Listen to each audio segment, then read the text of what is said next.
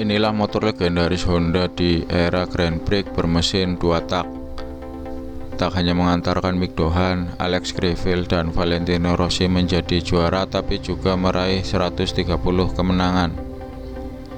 Dialah NSR 500. Di balik superioritasnya di balapan, ada proses pengembangan yang rumit dan panjang dilakukan Honda.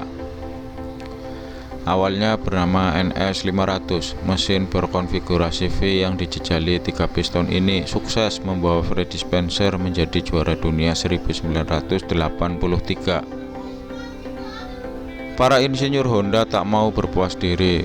Tahun 1984 ditambahkan 1 piston lagi. Disinilah awal kelahiran NSR 500, sebuah motor yang akan dikenang dengan kejayaannya di lintasan balap kelas Premier.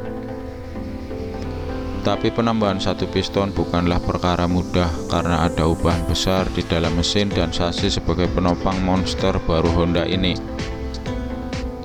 Rangka didesain dengan kombinasi twin spark dan tralis untuk mengakomodir pipa knalpot di bagian atas dan tangki di bagian bawah mesin.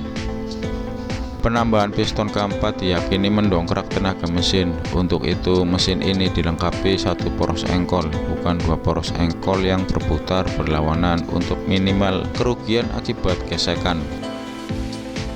Makanya katup masuk bahan bakar yang tadinya model putar diubah menjadi katup buluh, sebuah langkah yang berani karena jika gagal tenaga mesin jadi ngempos. Kinerja mesin ditingkatkan dengan menggabungkan sistem ATAC yang inovatif, Auto Control Torque Amplification Chamber.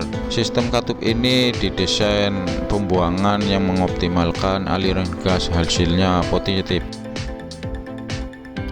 Honda NSR sukses mengantarkan Freddie Spencer menjadi juara dunia tahun 1985.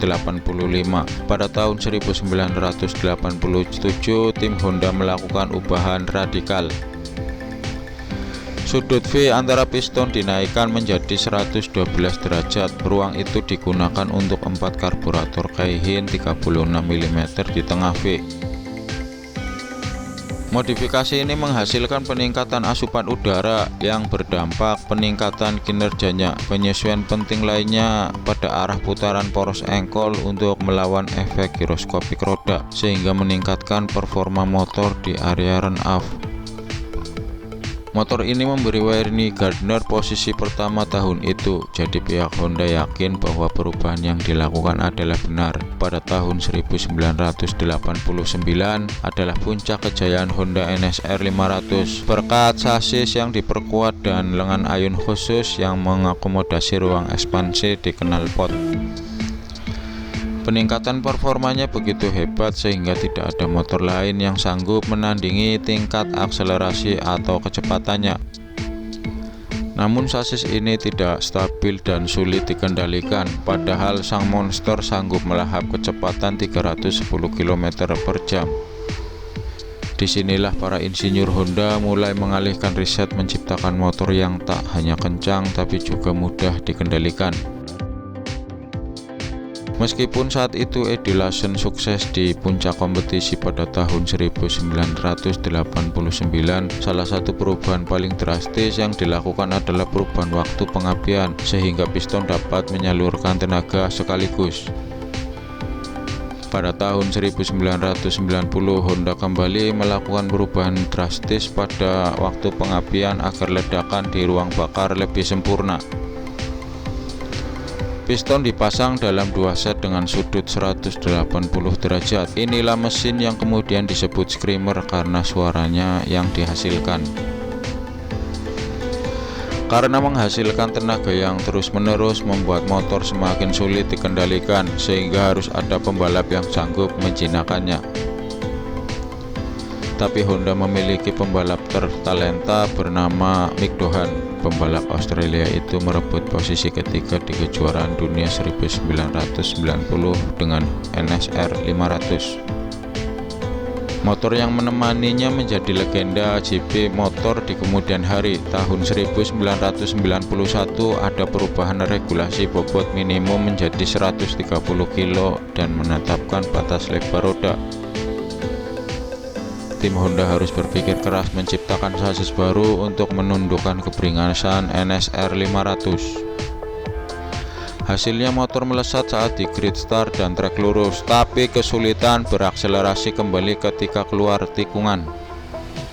Namun ini pun tidak bisa menghentikan Doohan menempati posisi kedua di kejuaraan dunia 1991. Tim Honda kembali memutuskan menundukkan keberingasan NSR 500. Konfigurasi mesin sekali lagi mengalami perubahan drastis pada tahun 1992. Waktu pengapian diubah lagi, sehingga semua piston menembak secara bersamaan. Sistem baru ini yang dikenal sebagai Big Bang memberikan waktu mesin istirahat yang lebih lama di antara setiap pembakaran dan memberikan traksi yang lebih baik dan mengurangi keausan pada ban hanya dengan sedikit penurunan tenaga. Dengan konfigurasi baru ini dan mengingat sudut 112 derajat dari tepi silinder, getaran yang dihasilkan oleh tenaga simultan dilawan. Salah satu poros yang berputar dilepas untuk mengurangi getaran tersebut. Pada tahun 1993 dikenalkan terobosan teknologi bahan bakar sistem injeksi elektronik dengan 2 injektor setiap piston dan sebuah ECU yang mampu mengatur fungsi suplai secara optimal. Sistem ini memungkinkan Shinichi Ito menjadi pembalap pertama yang mencapai kecepatan lebih dari 320 km per jam. Meski begitu, keberhasilan ini dianggap tidak ada peningkatan yang signifikan dibandingkan dengan karburator tradisional, sehingga seluruh sistem ditinggalkan. Musim 1994, mesin mendapatkan kenaikan tenaga sebesar 10 horsepower dengan sistem injeksi air dimasukkan ke knalpot yang meningkatkan kinerja pada putaran menengah. Tapi Doohan memutuskan untuk tidak melakukan perbaikan ini dan malah memilih mesin yang lebih konvensional karena motornya sudah cukup sulit untuk dikendalikan. Doohan akhirnya berhasil memenangkan kejuaraan dunia, bukti bahwa pengembangan NSR 500 mencapai puncaknya. Pada tahun 1995, karburator ukuran 39 mm dipasang secara signifikan meningkatkan kinerja. Doohan memenangkan 2 kejuaraan dunia pertamanya untuk tim Repsol Honda pada tahun 1995 dan 1996. Tahun 1997, Doohan meminta kembali NSR 500 bermesin Screamer. Pembalap Australia itu lebih menyukai motor yang agresif meskipun rada susah dijinakan.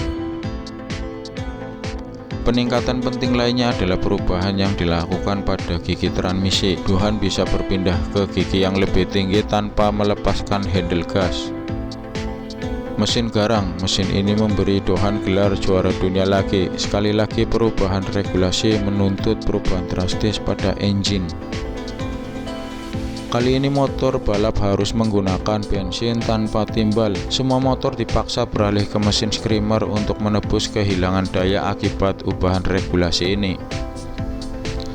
Namun ini tidak menghalangi NSR 500 untuk meraih masa keemasan dan memberikan 3 kejuaraan dunia lainnya kepada para pembalapnya.